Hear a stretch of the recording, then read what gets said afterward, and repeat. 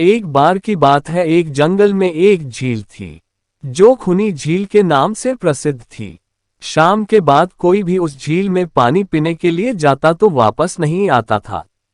एक दिन चुन्नू हिरन उस जंगल में रहने के लिए आया। उसकी मुलाकात जंगल में जग्गू बंदर से हुई। जग्गू बंदर ने चुन्नू हिरन को जंगल के बारे में सब बताया, लेकिन उस झील के बारे में बताना भूल गया। जग्गू बंदर ने दूसरे दिन चुन्नू हिरन को जंगल के सभी जानवरों से मिलाया। जंगल में चुन्नू हिरन का सबसे अच्छा दोस्त एक चीकू खरगोश बन गया। चुन्नू हिरन को जब भी प्यास लगती थी तो वह उस झील में पानी पीने जाता था। वह शाम को भी उसमें पानी पीने जाता था।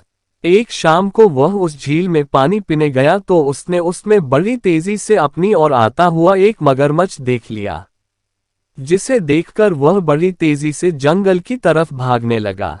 रास्ते में उसको जग्गू बंदर मिल गया। तेनालीराम की श्रेष्ठ हिंदी कहानियां, तेनाली रमन स्टोरीज इन हिंदी। जग्गू ने चुन्नू हिरन से इतनी तेज भागने का कारण पूछा।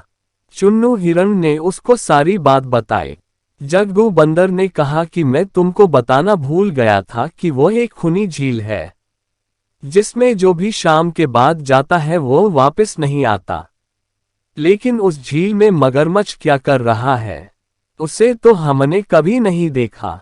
इसका मतलब वह मगरमच्छ ही सभी जानवरों को खाता है जो भी शाम के बाद उस झील में पानी पीने जाता है। अगले दिन जग्गू बंदर जंगल के सभी जानवरों को ले जाकर उस झील में गया।